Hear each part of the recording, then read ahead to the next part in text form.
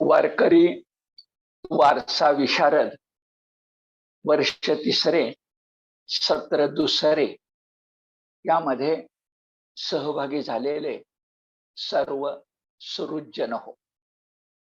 यापूर्वीच्या तासाला नाथ भागवताची पंचाध्यायी यापैकी नाथ भागवताची अध्यायत्रयी 3 अध्याय अध्याय क्रमांक 7, 8 आणि 9 याचा अभ्यास आपण सुरू केला होता.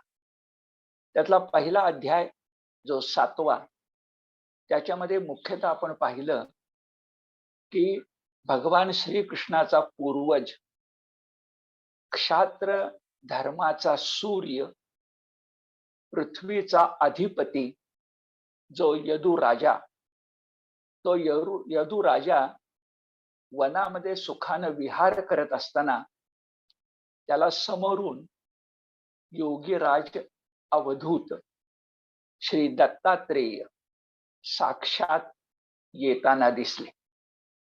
राजानं त्यांच्याकडे पाहिलं आणि तो चकित झाला, स्तंभित झाला. कारण त्या योगीराज दत्तात्रेयांच्या मुखावर एवढं समाधान विलसत होतं की तसं समाधान पृथ्वीपतीच्या मुखावरही दिसणार नाही. वनामध्ये संचार करणारा अवधूत त्याला असं समाधान कसं प्राप्त झालं अशी जिज्ञासा यदुराजाच्या मनात निर्माण झाली आणि त्यानं तो थेट प्रश्न अवधूताला विचारला. त्या अवधूतानं उत्तर दिलं की मी या पृथ्वी तलावर संचार करताना या सृष्टीपैकी अनेकांना गुरु करत गेलो. जो जो जयाचा घेतला गुण तो तो गुरु जाहला जाण. आणि असा विहार करताना मी 24 गुरु केले.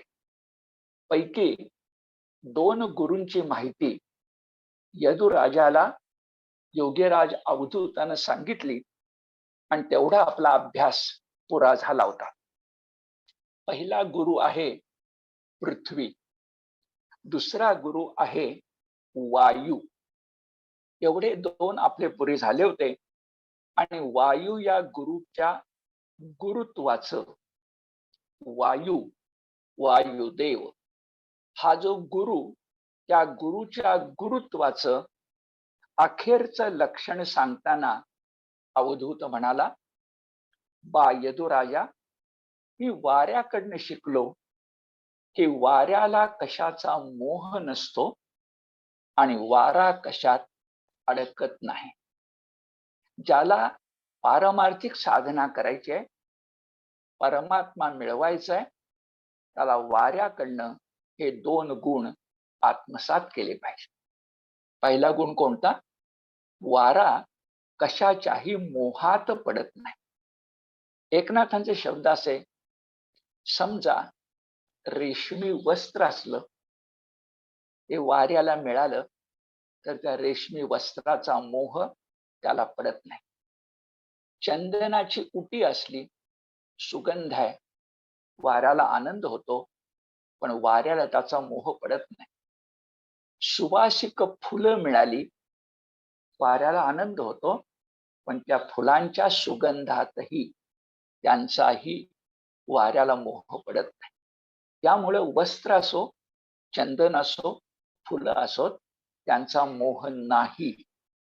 आणि कसा अडकत नाही? नाथ सांगतात, समजा एखादं जाळं आहे, समुद्रावर मासे मारायला जाणारा कोळी, त्याची होडी, त्यानं फेकलेलं जाळं डोळ्यासमोर आला.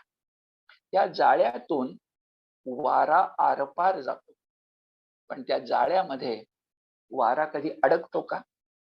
वारा कधी कुठं अडकत नाही, ना जाळ्यात ना मोहात.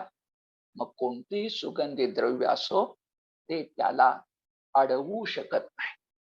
तो निरंकुश आहे, अनिरुद्ध आहे, त्याला कोणी अडवू शकत नाही. नाथांची ओवी क्रमांक 424 अशी आहे. वायू सर्वाते स्पर्शोनी जाये. वारा स्पर्श करतो, तो त्या अर्थानं अलिप्त नाहीये. वारा या जगातल्या सगळ्या गोष्टींना स्पर्श करतो. वायू सर्वाते स्पर्शोनी जाये, परी अडकला कोठे न राहे. पण वारा कधी कुठंच कुणाच्यात अडकत नाही. तो विषय सेवन करतो की नाही, गंध सुगंध हा विषय आहे, त्याचं सेवन करतो की नाही, करतो. शब्द बघा, तैसे विषय सेविता पाहे.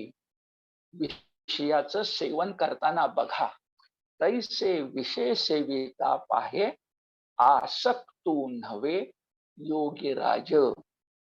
पण योग्यांना गुरु का होतो वारा? आसक्त नोहे, अनासक्त, निष्काम. भगवद्गीता हेच आपल्याला सांगते की संगरहित, अनासक्त. वारा अनासक्त असतो. गुरु क्रमांक 2, गुरु क्रमांक 2, आणि त्याच्यापासून गुण घ्यायचा अनासक्तीचा. इतकं अनुसंधान मागच्या तासाचं झालं. आता जाऊया तिसऱ्या गुरुकडे.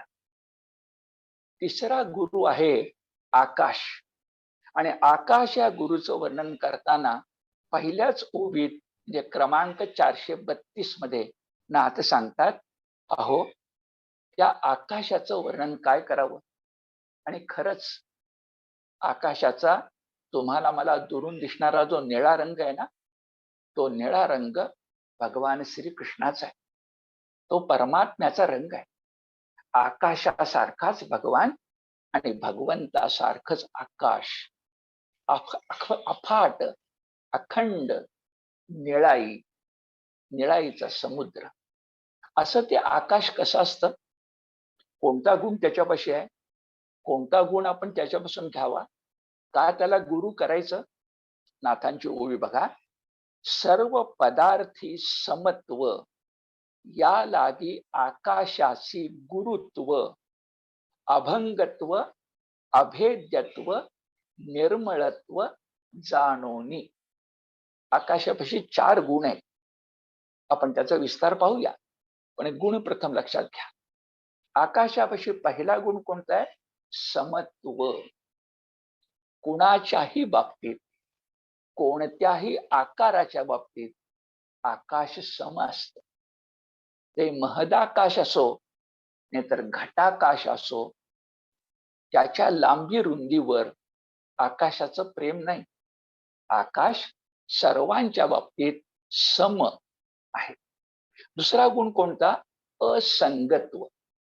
आकाश सर्वत्र असतं, पण आकाश कुठं चिकटत नाही. असंगत्व. तिसरा गुण कोणता? आकाश अभेद्य असत. समजा आकाशामध्ये लक्कन वीज चमकली तर क्षणभर आपल्याला आकाश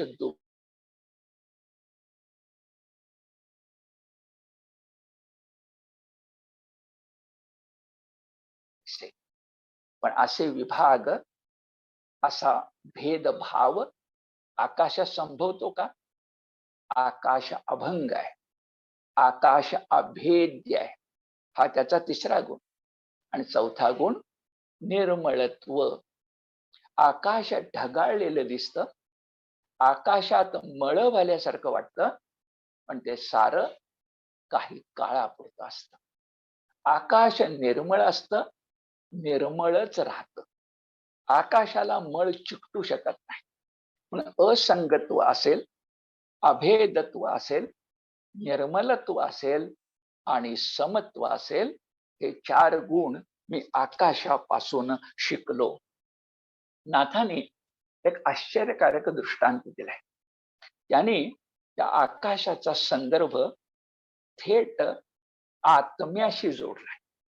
म्हणजे कसं बघा, आपण म्हणतो वेदांत तत्वज्ञानानुसार की मुंगीमध्ये सुद्धा जो आत्मा असतो तो परमात्म्याचा अंश असतो. आणि गजराजामध्ये जो आत्मा असतो तोही परमात्म्याचा अंश असतो. तर आत्मा छोटा मुंगीतला आत्मा छोटा आणि गजराजामधला आत्मा मोठा असं कधी असतं का? हे जसं नसतं तसं नाथ म्हणतायत आकाशही तसंच असतं.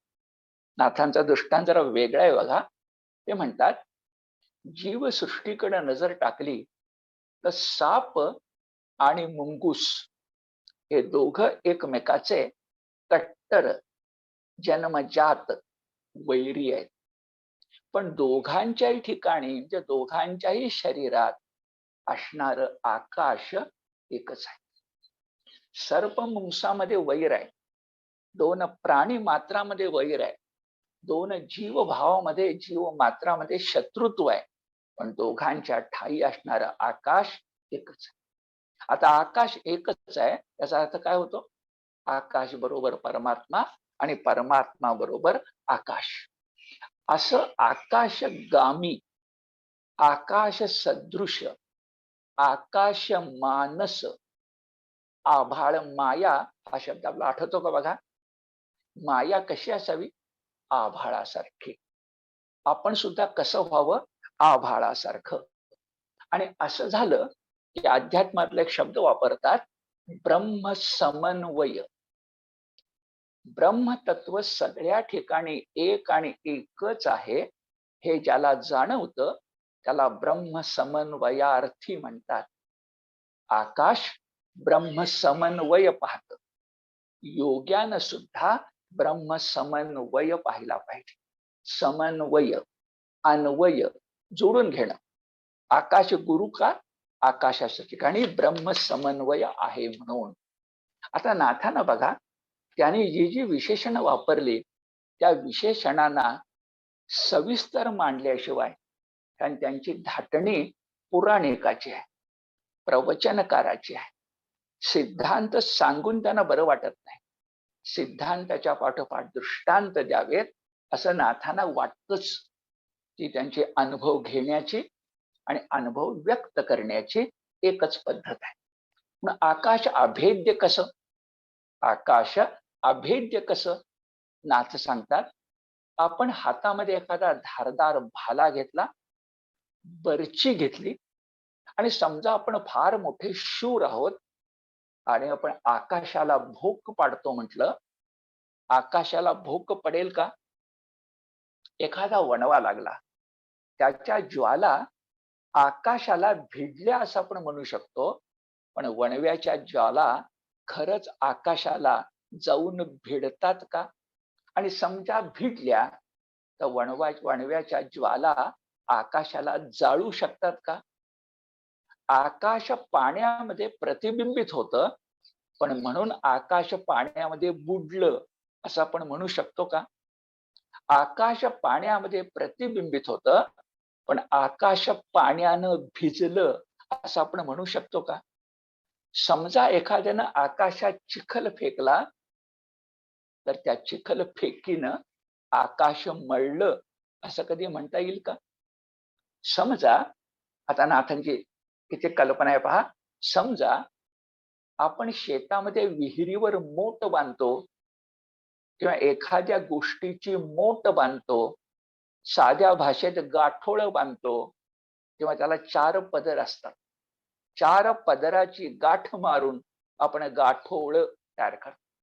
तर समजा एखाद्याने ठरवलं की मी आकाशाची मोट बांधतो, आकाशाचे 4 पदर एकत्र करतो आणि तो प्रयत्न करायला लागला तर नाथ गमतीने म्हणतात त्याने एक पदर धरला तर दुसरा पदर सुटेल. आकाशाची मोट बांधणारे 4 पदर हे कधीच कुणाच्या हाती येण्यासारखे नाहीत. आकाश अभेद्य, आकाश सम आहे, आकाश निसंग आहे. किती निसंग आहे? आपण पावसाळ्याचा अनुभव घेतोय, अवकाळी पावसाचा सुद्धा अनुभव घेतो. आकाशात ढग येतात, तास 2 तास आपल्याला आकाश पूर्णपणे अभ्राच्छादित दिसतं. एखाद्या माणसानं म्हटलं चला आकाश आता आच्छादित झालं, पण 2 तासांनी त्याच्या लक्षात येईल की ते सगळे ढग पांगलेले आहेत, झाकणारे सगळे ढग दूर झालेत आणि आकाश पुन्हा अभ्राच्छादित नाही, निरभ्र झालंय. पण आकाशाला परमात्म्याप्रमाणेच कोणी झाकू शकत नाही. बर, आकाशाला कोणी देदीप्यमान, तेजोमय, प्रकाशमय करू शकतं का? विजांचा कडकडाट झाला तर आकाश उजळलं असं आपण म्हणतो. म्हणजे मुंच्या आकाशाला उजाळा मिळाला असं आपण म्हणतो. पण तो खरा असतो का? विचार करा. परमात्मा स्वयंभू प्रकाश आहे.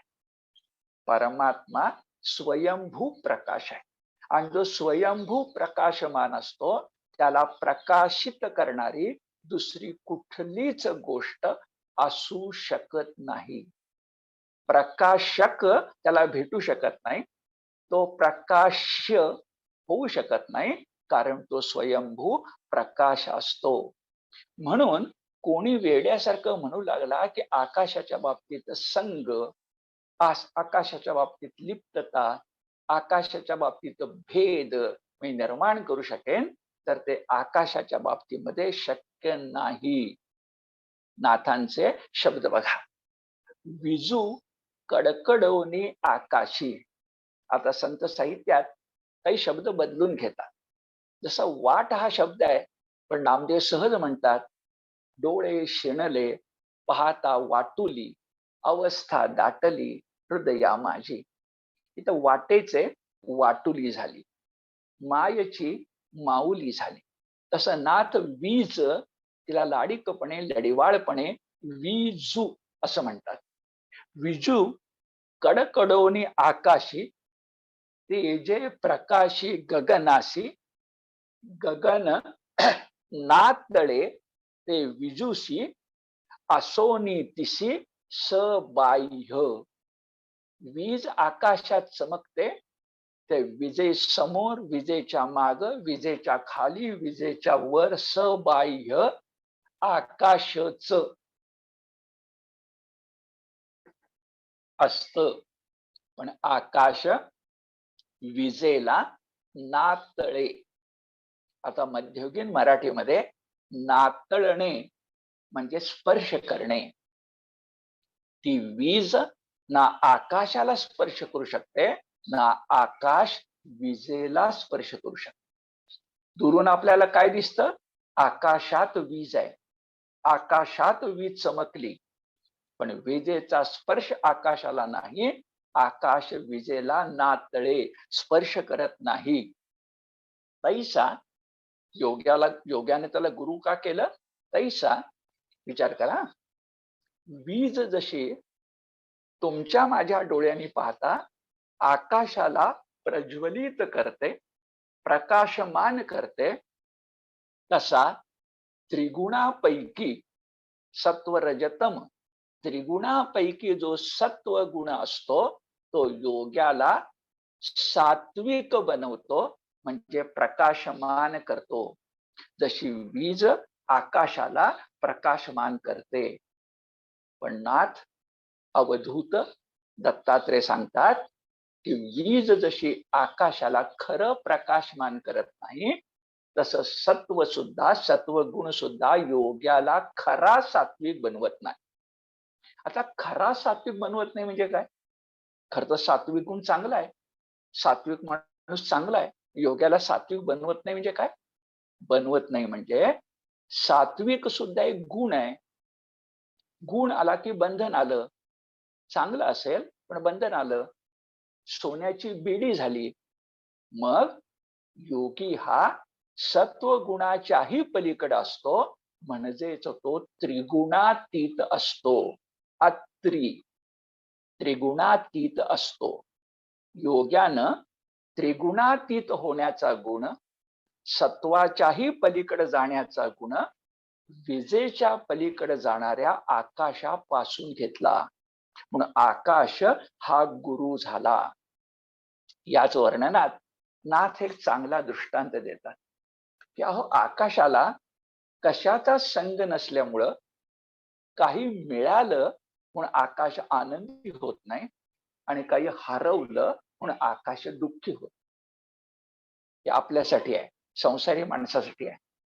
काही मिळालं म्हणून आपण सुखी होतो, काही हरवलं आपण दुःखी होतो.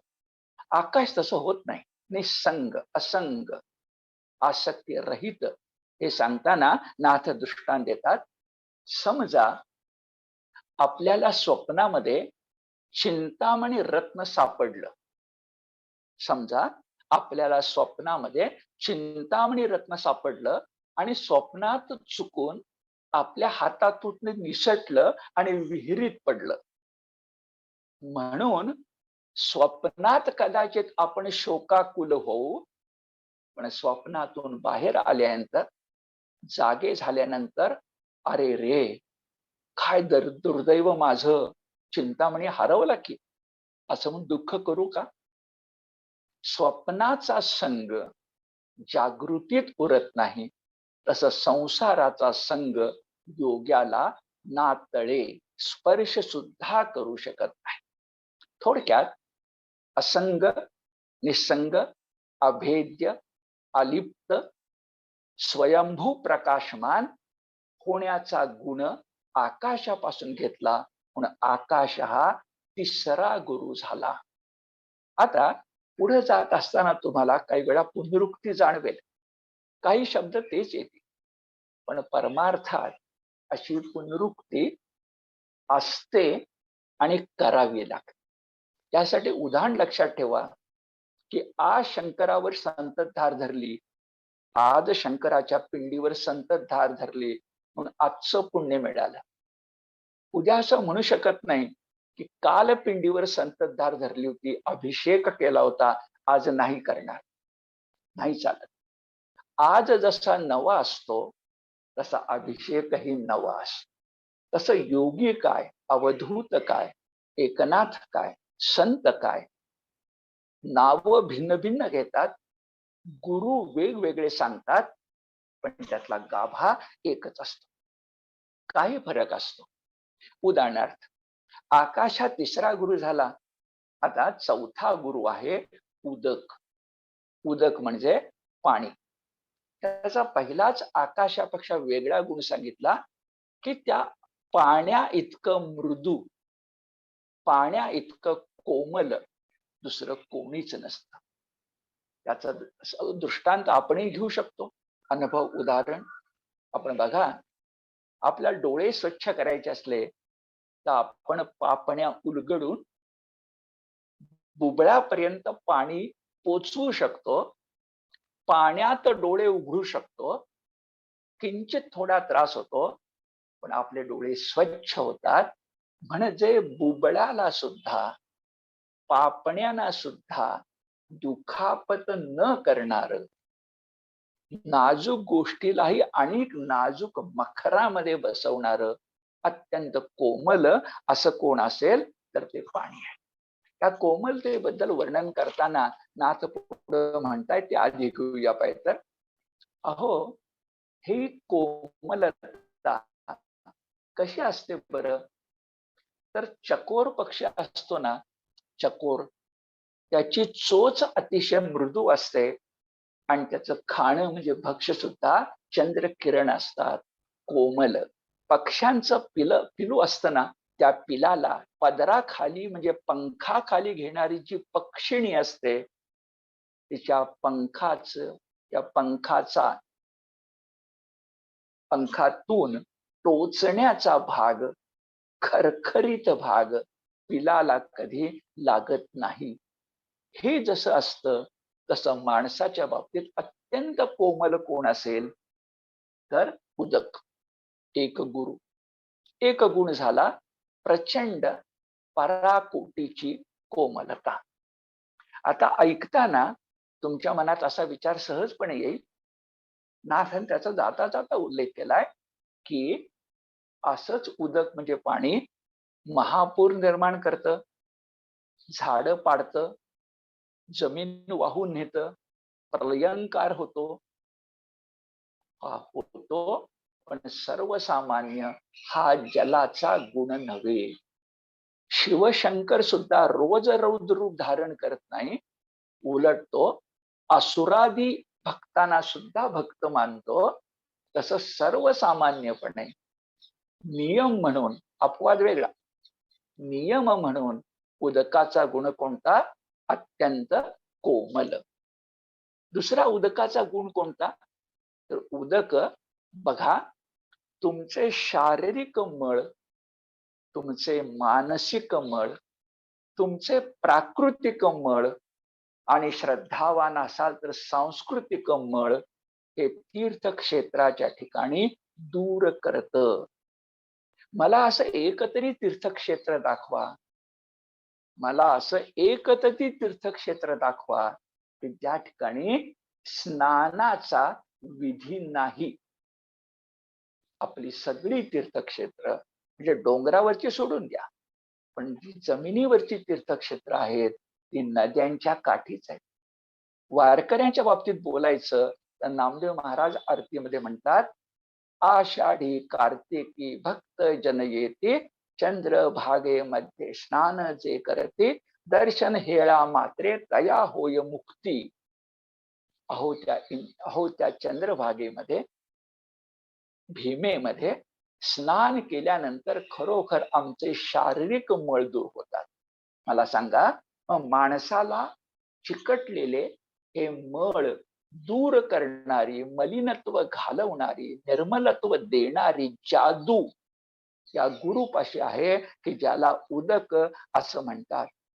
हे उदक कधीच कुणाला त्रास देण्याची इच्छा करत नाही, उलट ते कोमल असतं, मधुर असतं, मलनाशक असतं.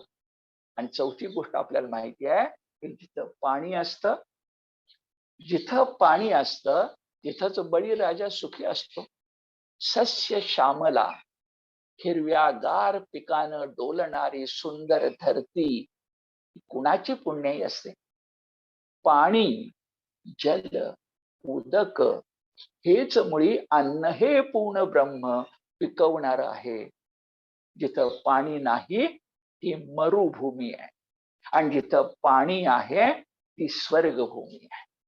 म्हणून तीर्थक्षेत्राच्या ठिकाणचं पाणी, पंच नद्यांचं पाणी, आपल्या शेताला पुनीत आणि पवित्र आणि संपन्न करणारं पाणी, हे सगळं उदक गुरुच्या ठाई आहे, यात कोणत्या प्रकारची शंका नाही. आणि योगीराज अवधूत त्यांच्याकडून हे तीनही गुण घेतात. म्हणून आकाशाच्या पाठोपाठ जर गुरु कोण असेल तर उदक म्हणजे पाणी. नाथांचे शब्द असे, लक्षणे पाहता जळ, स्वभावे अति निर्मळ. लक्षणे पाहता म्हणजे व्याख्या पाहता. स्वाभाविक गुण कोणता? व्याख्या म्हणजे काय? स्वाभाविक गुण निर्मळ. अगदी साधी गोष्ट बघा, कपडा पाण्यात धुतला, पाण्यानं धुतला तर तो स्वच्छ होतोच. साबण लावायचा त्याला, की आणखी काही घालायचं आणि स्वच्छ करायचा, ही पुढची पायरी झाली. पण पारोस वस्त्र आणि धूत वस्त्र याच्यात नक्की अंतर असतं. तुमचं ते वस्त्र पवित्र बनवणं, स्वच्छ बनवणं, जमेल तेवढं करणं, हे काम विनाशुल्क आणि विनासायास उदक करतच करत. म्हणून निर्मलत्व हे लक्षणे पाहता स्वभावे, जन्मतःच अंगभूत स्वभावे अति निर्मळ. नाथ आणखीन एक सांगतात, प्रकृती स्तव कोमल.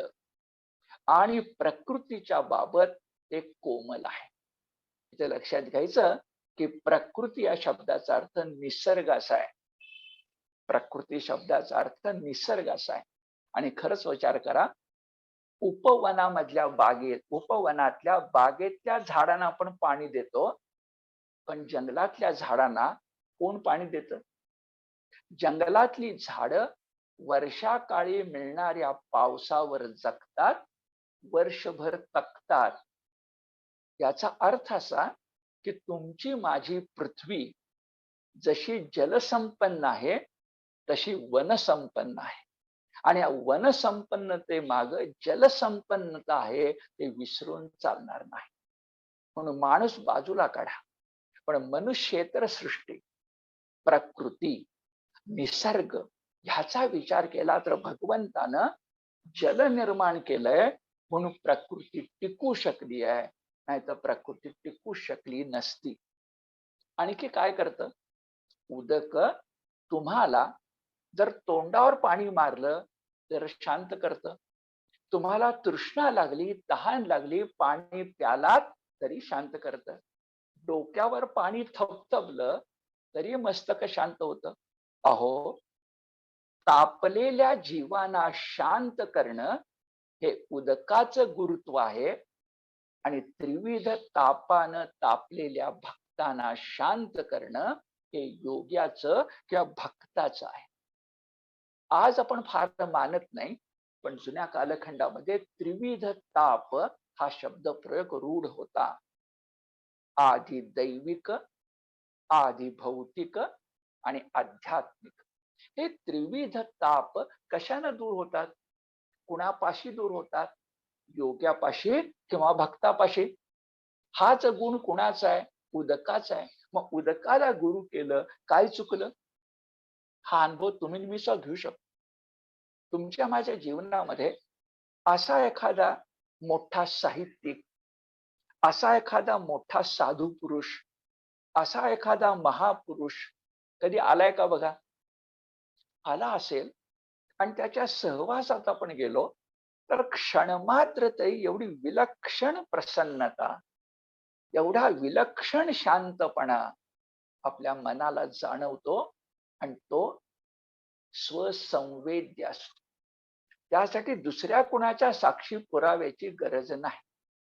मी माझं वैयक्तिक जीवनाचं तुम्हाला उदाहरण सांगतो. मी शालेय जीवनामध्ये होतो, कुरुंदवाड या गावी होतो. आचार्य विनोबा भावे 1956-57 साल असेल, 58च्या पूर्वी कुरुंदवाड या ठिकाणी आले होते. आमची जी प्राथमिक शाळा होती त्या ठिकाणी त्यांचा निवास होता. संध्याकाळी त्यांचं प्रवचन होतं भूदानाबद्दलचं, आणि आम्ही अगदी शाळकरी मुलं विनोबांच्या आसपास त्या शाळेभोवती घोटाळत होतो. आणि मी जरा आमच्या त्या शिक्षकांचा लाडका असल्यामुळं मला विनोबांच्या पर्यंत आत खोलीत जाण्याची संधी मिळाली, आणि 5-1 मिनिटं त्यांच्याकडे नुसतं बघता आलं, फक्त बघता आलं. ही गोष्ट 58 सालाची. आज 2021 मध्ये प्रवचन करताना तो क्षण, त्या क्षणानं मला केलं रोमांचित, मी विसरू शकत नाही. असा जो महापुरुषांचा सहवास असतो तो आध्यात्मिक, आधी भौतिक आणि आधी दैविक त्रास, ताप नक्की दूर करतो. आणि संताप दूर करणं हा उदकाचा गुण आहे. त्या उदकाकडून मी घेतला असं योगी अवधूत यदुराजाला सांगतात. सृष्टीतले असेच गुण बघताना 5वा गुण आपल्या समोर येतो, तो म्हणजे अग्नी. आता अग्नीचा गुण सांगताना नाथ वेगळ्या गोष्टीकडे निर्देश करतात. तो निर्देश असा आहे बघा, की अग्नीसारखा सर्व भक्षक, सर्व शक्तिमान, जगातली कुठलीही गोष्ट नष्ट आणि अवशेष जे राखेत परावर्तित करण्याची क्षमता कुणाची आहे? केवळ अग्नीची आहे. नाथ म्हणतात, पण असा सर्व भक्षक अग्नी सर्व रक्षक होतो, हा त्या अग्नीकडून घेण्यासारखा गुण आहे. सर्व भक्षक अग्नी सर्व रक्षक होतो. कसा सर्व रक्षक होतो? अहो, आम्ही चुलीमध्ये अग्नी पेटवतो म्हणून स्वयंपाक होतो ना, आणि आमच्या पोटामध्ये सुद्धा जठराग्नी असतो म्हणून पचनक्रिया होते ना. जर पचनक्रिया झाली नसती तर आपलं पोषण कसं झालं असतं? आणि चुलीवर स्वयंपाक झाला नसता आपलं भरण कसं झालं असतं? भरण आणि पोषण याच्यातून सर्व रक्षण करण्याची ताकद सर्व भक्षक अग्नीपाशी आहे. अग्नीचा हा घेण्यासारखा गुण आहे. समभाव बघाल, समभाव, तर हाच आपण उदकाच्या ठिकाणी बघितला, हाच आपण आकाशाच्या ठिकाणी बघितला, पण हाच समभाव अग्नीच्या ठिकाणी पण आहे. नाथ सांगतात, अहो अग्नीमध्ये काहीही टाका, ते कोणत्या आकाराचं आहे अथवा कोणत्या विकाराचं आहे, याच्याशी अग्नीला कर्तव्य नाही. प्रवचनकार नाथ उदाहरणं देतात आणि यात त्यांची सूक्ष्मता कळते. ते म्हणतात, लाकूड लांबट असो नाही तो वाटोळं असो, लहान असो नाही तो मोठं असो, सरळ असो अथवा वाकडं वक्र असो, अग्नीत टाका, त्याची राख चिमूटभर, मूठभर आणि सारखीच होते. आकार, विकार म्हणाल तर कडुनिंबाचा पाला, कडुनिंबाचं लाकूड अग्नीत टाका आणि उसाचं चिपाड सुद्धा अग्नीत टाका. एक कटू आहे, एक मधुर आहे. एखादं घाणेरडं लाकूड अग्नीमध्ये टाका, त्याचं चंदन काष्ठ टाका. कोणी सुगंधी आहे, कोणी दुर्गंधी आहे, पण विकार अग्नीच्या लेखी महत्वाचे नाही, आकार अग्नीच्या लेखी महत्वाचे नाही. आणखीन एक बघा, जो उदकाचा गुण तो अग्नीचा गुण. काहीही खर्च न करता अग्नीमध्ये टाकलेली वस्तू मळकी असेल तर शुद्ध होऊनच बाहेर पडणार. त्याचा सगळ्यात मोठा उपयोग आपण सोनं तापविण्यासाठी करतो. खरं विचार केला तर सोनं हा धातू फक्त मौल्यवान किमती आहे म्हणून नव्हे, तो बहुगुणी आहे, बहुगुणी आहे. सोन्याची तार जितकी चिवट असते, जितकी बारीक असते, तशी अन्य क्वचितच एखाद्या धातूची निघते. असे अनेक गुण आहेत सोन्याच्या ठिकाणी. पण सोनं अग्नीतून उजळून निघतं, हा अग्नीचा पण गुण आहे आणि सोन्याचा पण गुण आहे. तप्तम तप्तम पुनरपि पुनः कांचनम कांतवर्णम, त्याला कांती प्राप्त होते. कांती. मळक असेल ते धवल करायचं, शबल असेल ते शुद्ध करायचं, दोषयुक्त असेल ते निर्दोष करायचं.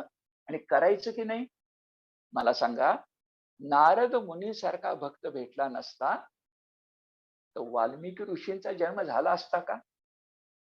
वाटमारी करणारे वाल्या कोळ्यासारखे कित्येक आहेत, होते, पण एकच वाल्मिकी झाला. मारा मारा म्हणताना राम राम झाला. अहो त्यानं रामायण लिहिलं, आम्हाला श्रीराम केला, रामराज्य शिकवलं, भारत घडवला. कसा? निर्दोषत्व उत्पन्न करू.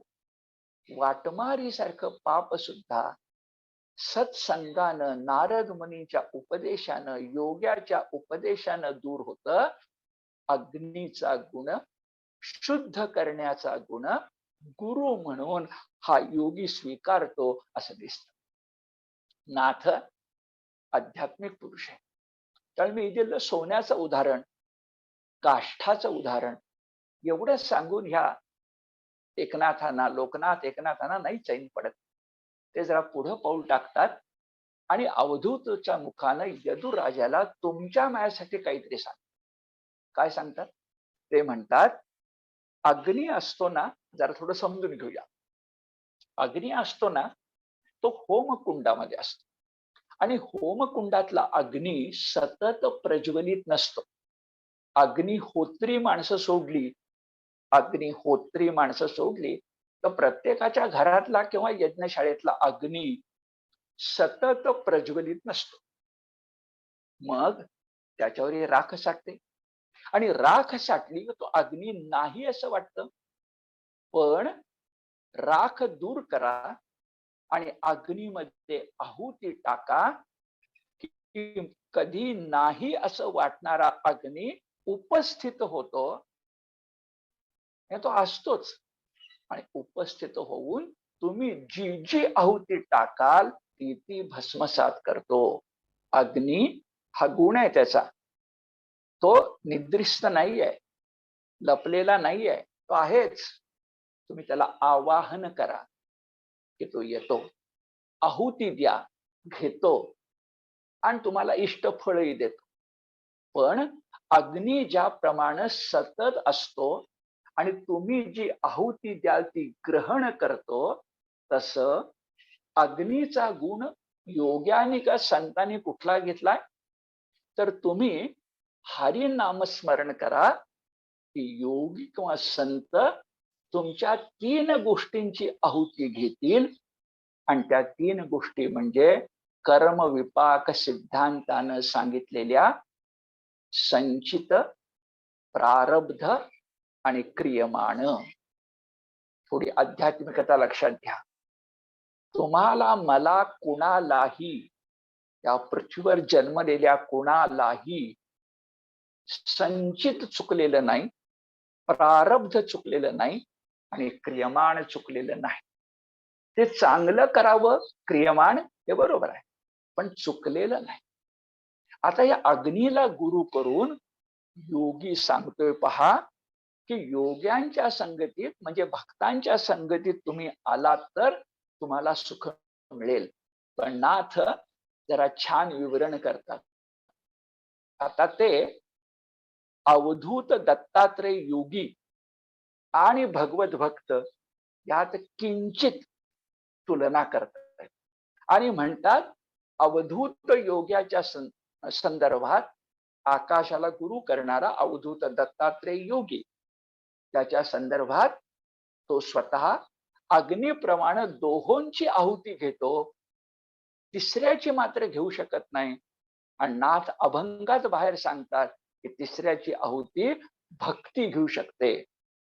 आता इथं आपल्याला एकनाथी भागवतातल्या ओव्या आणि नाथांच्या अभंगातला चरण एकत्र आणावा लागेल, की योग्यापेक्षा भक्त दुधामध्ये साखर कसा हे ध्यानामध्ये येईल. प्रथम आकाशाला गुरु, अग्नीला गुरु मानणारा हा योगी म्हणजे दत्तात्रेय का गुरु मानतो हे सांगताना नाथांचे शब्द बघा. अग्नीत पडिले जे समळ, ते अग्निमुखे होय निर्मळ. अग्निमुखात जे समळ म्हणजे मलयुक्त पडतं ते अग्निमुखे होय निर्मळ. योगिया जो सेवी आळूमाळ.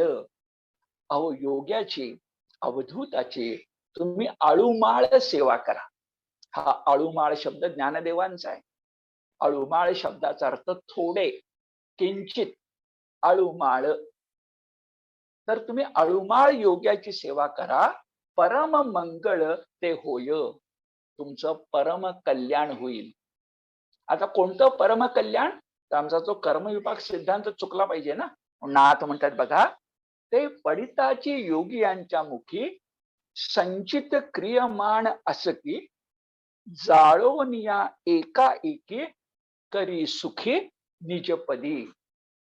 अहो, गुरु अग्नी, शिष्य योगी, त्या योग्याची आपण आळूमाळ सेवा करूया.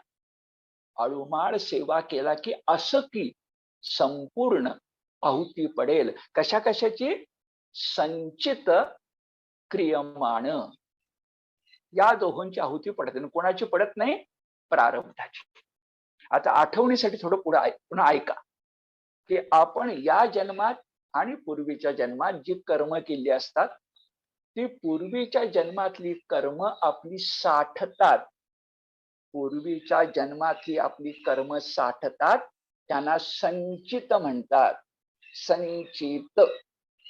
त्यातली जी कर्म फलस्वरूप झाली, त्यांचं कर्म विपाक आहे, झाडाला फळ लागतं तसं ते फळ लागतं, ती आपण या जन्मात भोगत असतो आणि संपवत असतो, त्याला प्रारब्ध म्हणतात. आणि आत्ता जी मी क्रिया करतो त्याला क्रियमाण म्हणतात. ती सगळी प्रारब्धात नाही, संचितात जमा होतात. संचित, प्रारब्ध, क्रियमाण. आता संचित आणि क्रियमाण म्हणजे साधं उदाहरण, बँकेतली शिल्लक आणि बँकेत आज केलेला मी भरणा आहुती रूपानं योगी संपू शकतो, पण शिल्लक काय उरलं? प्रारब्ध. आणि हे मोठं कठीण आहे, योग्याला नाही ते जमत.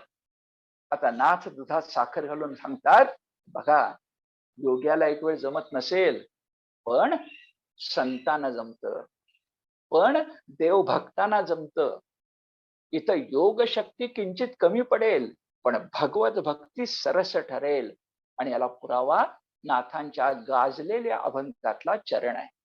नाथ त्या अभंगामध्ये म्हणतात, एका जनार्दनी भोग प्रारब्धाचा, हरी कृपे त्याचा नाश होतो. केवढं अभिवचन आहे बघा. अग्नी गुरु, अवधूत शिष्य, पण त्या अवधूत असणाऱ्या शिष्यापेक्षा सुद्धा भगवत भक्त नाथांना मोठा वाटतो. आणि यात चूक काही नाहीये. दुसरं उदाहरण सांगतो म्हणजे हा मुद्दा अधिक स्पष्ट होईल. वेद वाङ्मय, श्रुती माऊली ही कुणाला वंदनी नाही? नाही श्रुती माऊली परवती जगा. जगाची आई श्रुती म्हणजे वेदाशिवाय दुसरं कोणीही नाही. ही सगळ्या वारकरी संतांची साक्ष आहे.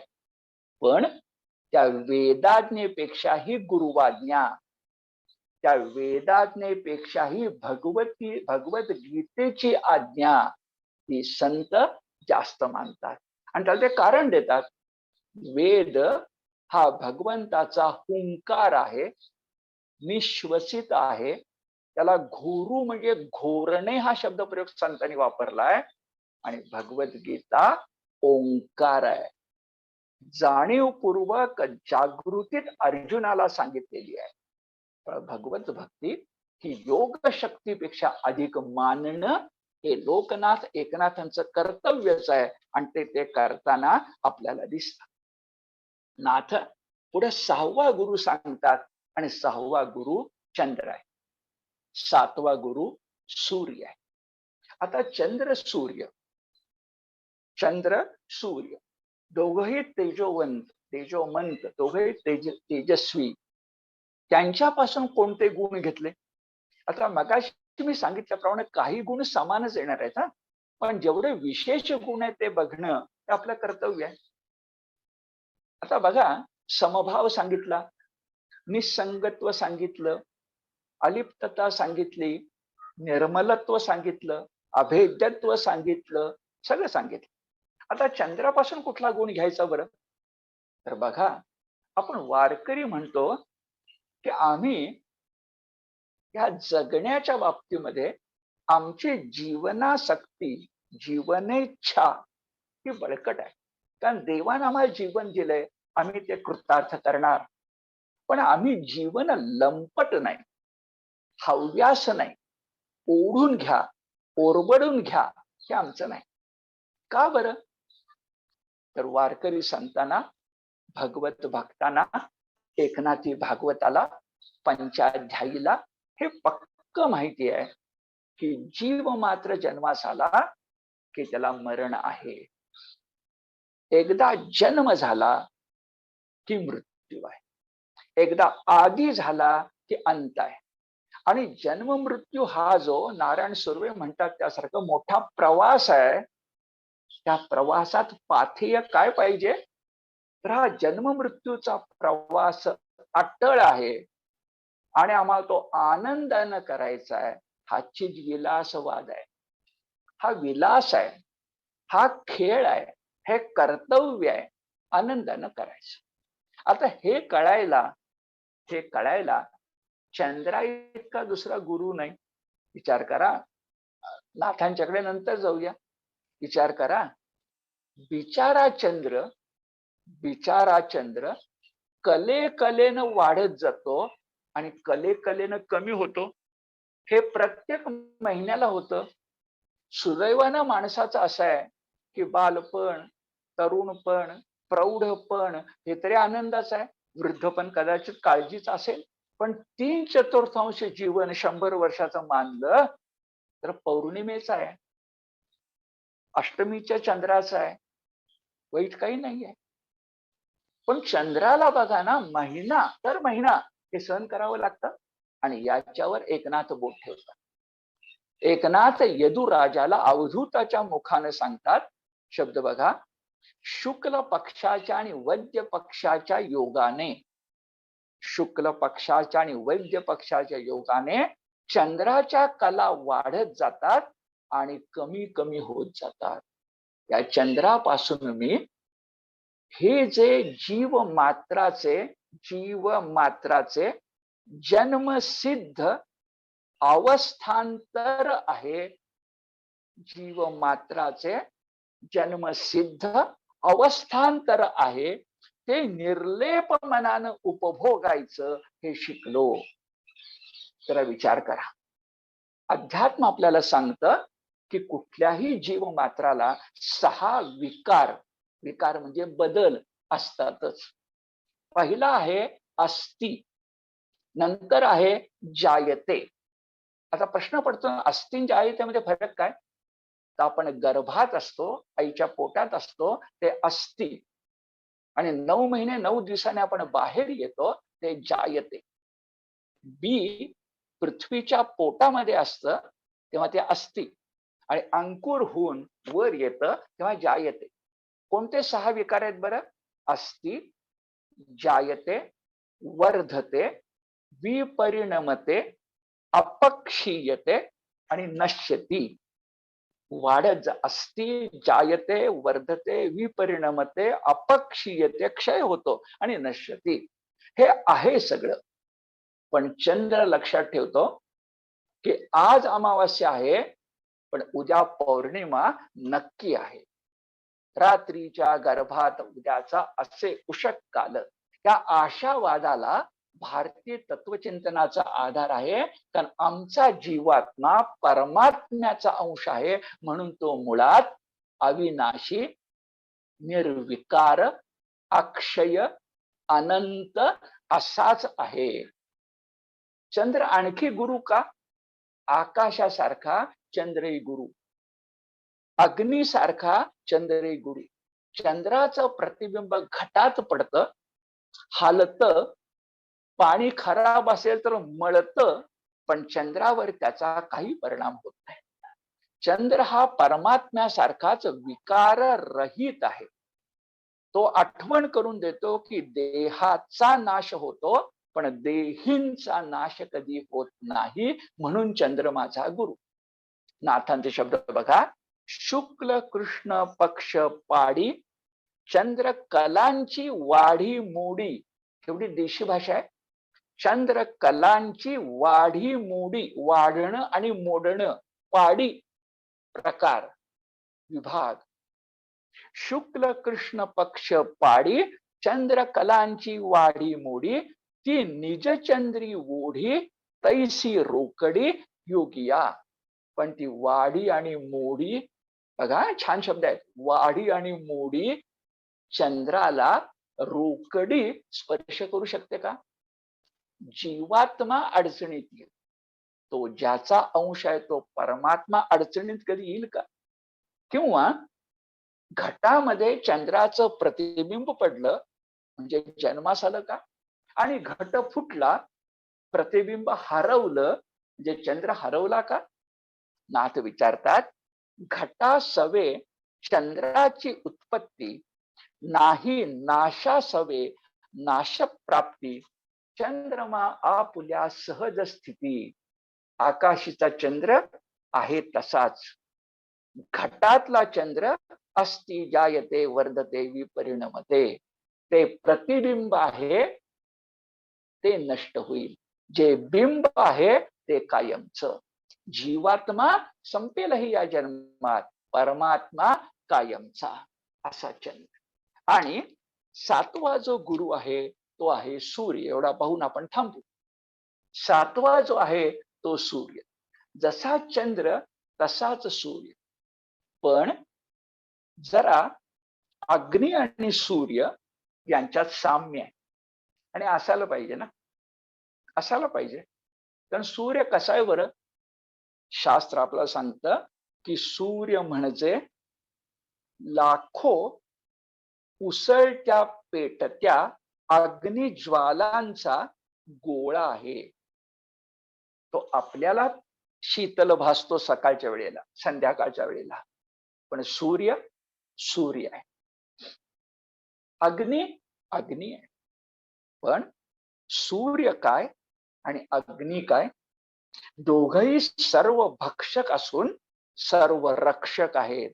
हे फार महत्वाचं आहे. ताकद किती प्रचंड, पण उपयोग किती उदंड. तर त्याला खरं शक्तिमान म्हणायचं ना, दानशूर म्हणायचं ना. आता नाथ, तुमच्या माझ्या परिचयाची गोष्ट, पण लोकोपकार यात अग्नीला म्हणतात सर्व भक्षक अग्नी. चुलीमध्ये स्वयंपाक शिजवतो आणि पोटामध्ये जठराग्नी होतो. जसा अग्नी तसा सूर्य. म्हणून नाथ म्हणतात, अहो सूर्य बघा ना, एवढी ताकद आहे, एवढी अग्नीची ज्वाला आहे, परंतु किती उपकारी आहे. संत, भक्त, योगी हा उपकारी असला पाहिजे. मग सूर्य उपकारी कसा? निसर्ग चक्रातली गोष्ट आहे, निसर्ग चक्रातली गोष्ट आहे, पण नाथ त्यामध्ये भावना शोधतात. काय निसर्ग चक्रातली गोष्ट आहे बरं? तर समुद्राच्या पाण्याची वाफ होते, त्याचे आकाशात ढग बनतात, त्यांच्या आसपास थंडाई उत्पन्न झाली की त्याचं पाणी होतं, वाफेचं पाण्यात रूपांतर, आणि आपल्याला पर्जन्यधारा मिळतात. हे निसर्गातलं जलचक्र आहे. पण नाथ भावना शोधतात की समुद्राचं पाणी खारट आहे, पण समुद्राचं खारट पाणी आपल्या किरणांनी शोषून घेणारा सूर्यनारायण त्या खारट पाण्याचं मधुर जलामध्ये रूपांतर करतो आणि मेघवृष्टीतून ते पृथ्वीवर पाठवतो. शेती पिकते, माणसं संतुष्ट होतात, नद्या वाहतात, नद्यांच्या काठी संस्कृती फुलते. त्याच्या माग कोण आहे? खारट पाण्याचं मधुर पाणी करणारा सूर्यनारायण. लगेच नाथ पुढे सांगतात, आणि आपण हे एवढं मोठं काम करतोय याचा अहंभाव ना अग्नीला चिकटतो ना सूर्याला चिकटतो. अध्यात्मात ते फार महत्वाचं आहे. उजव्या हातानं केलं दान डाव्या हाताला कळू नये, हे जर दान महत्वाचं असेल तर मी एवढी तेवढी गोष्ट केली तर त्याचा अहंकार माझ्या मनामध्ये का जन्मावा? आणि जन्मत असेल तर परमार्थात 2 पावलं मी माग सरकलो, हा त्याचा अर्थ आहे. नाथांना या गोष्टीवर बोट ठेवायचे. म्हणून अहंभाव नाही. अहंभाव कधी नसतो हो, अहंभाव कधी नसतो. अहंभाव तेव्हा नसतो की जेव्हा तुम्ही लिप्त होत नाही, लडबडून जात नाही, त्याच्यात घोटाळत वेटाळत नाही. तुम्ही अलिप्त होता तेव्हा निरहंकारी होता. विचार करा, तुम्ही अलिप्त होता तेव्हा निरहंकारी होता. किती अलिप्त बरं? चंद्र काय आणि सूर्य काय, 6वा गुरु काय आणि 7वा गुरु काय? पाण्यामध्ये दोघांची प्रतिबिंब पडतात, हालतात, मळतात, डुलतात, फुटतात, पण त्यांचा परिणाम प्रतिबिंबांचा बिंबांच्यावर काही होत नाही. आणि होत नाही, जरा बघा, होत नाही याला अध्यात्मात 2 शब्द आहेत आणि नाथांनी तिथं वापरले, ते ध्यानात घेऊया. एक आहे बाधित भान आणि एक आहे आत्मभान. सूर्य काय, अग्नी काय, आपण काय, काय केलं पाहिजे? आपल्याला एक भान आहे ज्याला म्हणतात बाधित भान, आणि खरं आहे आत्मभान. प्रतिबिंबाचं भान हे बाधित असतं आणि बिंबाचं भान हे आत्मभान असतं. जरा समजून घेऊया. माझं नाव अमुक, माझं घराणं अमुक, माझं शिक्षण अमुक, माझं पद अमुक, माझा स्वभाव अमुक, मला हे आवडत नाही, हे सगळं बाधित भान आहे. मला देहाची बाधा झाली आहे. नाथांच्या भाषेचा माईक संसार आहे, माईक संसार आहे. हे घटोत्कचाचं माया जाल आहे. आणि आत्मभान म्हणजे आता मी जे जे वर्णन केलं त्या सगळ्याच्या आत जे खरं आहे ते आत्मभान. ही बाधित भान अनेक असतील, अनेकांची असतील, पण त्यातलं आत्मभान हे 100% खरं असतं. आणि आत्मभान जाग होणं हे बिंबाचं काम आहे. मग ते चंद्रबिंबाचं असेल नाही तर सूर्यबिंबाचं असेल. हे सांगताना 7वा गुरु जो सूर्य, त्याच्याबद्दल नाथांचे शब्द असे: सूर्य उष्ण काळे निज किरणी, रसे सहित शोषित पाणी, तोची वर्षा काळी वर्षोनी, निववी जनी सहस्रधा. हजारो जीवांना निववितो वर्षा काळी जलदान करून आणि उष्ण काळी जलग्रहण करून.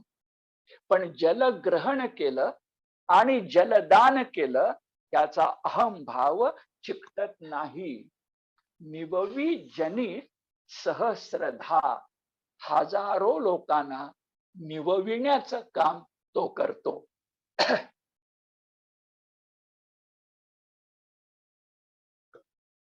आणखी नाथ सांगतात, नुसता अहंकारच नव्हे तर सूर्य अलिप्त आहे. कोणापासून?